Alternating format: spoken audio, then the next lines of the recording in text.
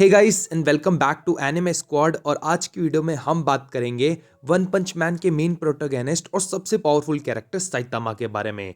आज हम जानेंगे कि साइतामा की पावर सच में इतनी ज़्यादा है कि वो इनविंसिबल है या फिर कुछ और ही चीज़ है जो हमसे मिस हो रही है।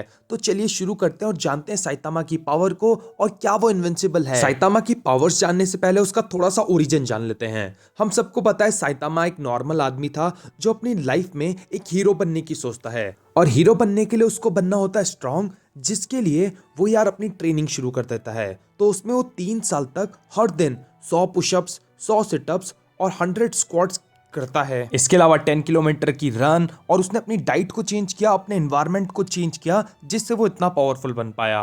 अब बात करते हैं साइतामा के पावर्स के बारे में। साइतामा का पावर लेवल इतना ज्यादा है कि वो किसी भी ओपोनेंट से जीत सकता है। वो अपने यूनिवर्स का सबसे पावरफुल बीइंग है अभी तक, जितना भी हमने एनिमे और मांगा सीरीज में देखा है।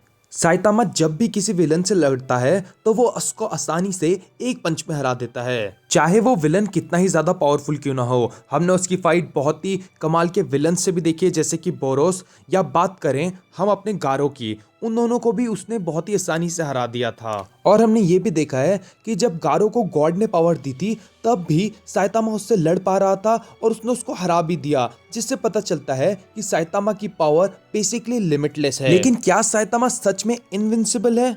अगर हम देखें तो वन पंच मैन सिर्फ एक कॉमेडी या एक्शन एनिमे नहीं है, इसमें एक डीपर थीम है। साइतामा के पास जो पावर है वो उसके लिए कर्स बन गई है। सोच के देखो, जब आप दुनिया के सबसे ज्यादा पावरफुल इंसान बन जाएं तो आपके पास लाइफ का क्या पर्पस रहेगा। साइतामा के पास जो पावर है उससे वो बोर हो चुका है। वो हर एनिमी को इतनी आसानी से हरा देता है कि उसकी लाइफ में कोई भी चैलेंज या एक्साइटमेंट अब नहीं बची है। देखो, इससे एक चीज पता चलती है कि साइतामा का पावर सच में इनविंसिबल लगता है, लेकिन उसका जो इमोशनल और साइकोलॉजिकल स्टेट है वो एक लिमिटेड है। साइतामा के पास अनलिमिटेड स्ट्रेंथ है, लेकिन वो अपने पावर से खुद फ्रस्ट्रेट हो गया है। उसको रियल चैलेंजेस चाहिए। आप देख सकते हैं जब वो फाइट करता है तो उसका इंटरेस्ट सिर्फ ये होता है कि उससे कोई अपने लेवल का फाइटर मिले। इसलिए साइतामा की विक्ट्री के बाद भी वो खुद को एम्प्टी फील करता है। अब देखो, साइतामा का जो पावर है वो ट्रेडिशनल शोनेन हीरोज से काफी डिफरेंट है। जैसे नारुतो को चक्रा कंट्रोल करना सीखना पड़ता है, या गोकू को सुपर सैयन बनना और अपनी पावर्स को और ज्यादा एनहांस करना पड़ता है। साइतामा की बात करें तो साइतामा को किसी भी स्ट्रगल से गुजरने की जरूरत नहीं पड़ती। जो उसने शुरू में ट्रेनिंग करी थी उसके बाद से ही उसका लिमिटर टूट चुका था और वो बहुत ज्यादा पावरफुल बन गया था। अब अगर बात करें तो दूसरे हीरोज अपनी पावर्स को बिल्ड करते हैं, उसको सीखते हैं और ग्रो करते हैं, लेकिन साइतामा ऑलरेडी सबसे ज्यादा स्ट्रांग है और इसी वजह से उसका कैरेक्टर यार स्ट्रगल से फ्री दिखता है। ये कुछ ऐसा है जो हमें ट्रेडिशनल हीरो स्टोरी में देखने को नहीं मिलता। एक और चीज जो साइतामा की पावर से जुड़ी हुई है वो है ह्यूमर। जब आप देखते हैं कि एक कैरेक्टर जो इतना ज्यादा पावरफुल है कि वो किसी भी एनिमी को सिर्फ एक पंच से हरा सकता है, तो ये सिचुएशन नॉर्मली फनी हो जाती है। इसलिए वन पंच मैन को सिर्फ एक एक्शन एनिमे नहीं माना जाता। साइतामा की पावर्स सबसे ज्यादा एग्जैचुरेटेड वे में दिखाई गई है एनिमे में, जो पूरी सीरीज को एक कॉमिक एलिमेंट देती है। हर टाइम जब वो अपने अपोनेंट को मारता है तो ऑडियंस या तो सरप्राइज हो जाती है या उस चीज को देखकर हंसने लगती है कि ये क्या हो गया। तो इन चीजों से तो हम यही चीज कह सकते हैं कि साइतामा की पावर बहुत ज्यादा कॉम्प्लिकेटेड है।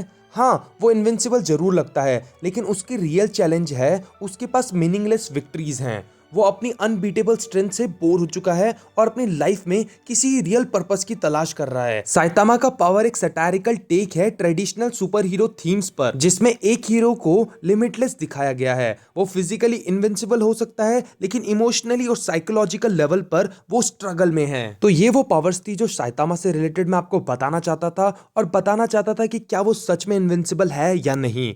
इसके अलावा मैंने इस वीडियो में बताया कि ये जो वन पंच मैन सीरीज है वो थोड़ा बहुत ह्यूमर से रिलेटेड है, लेकिन इस शो में कहीं कहीं पर ऐसे मोमेंट भी आते हैं जहां पर ये डीपर मीनिंग की तरफ भी बढ़ता है, और वहां पर इस शो को देखने में और ज्यादा मजा आता है। अब आपको वन पंच मैन कैसा लगता है और आपके इससे रिलेटेड क्या व्यूज है, आप हमें कमेंट कर बताना। अब वीडियो पसंद आई हो तो लाइक करना, चैनल को सब्सक्राइब करना और अपने व्यूज कॉमेंट जरूर करना। And thank you guys for watching this video.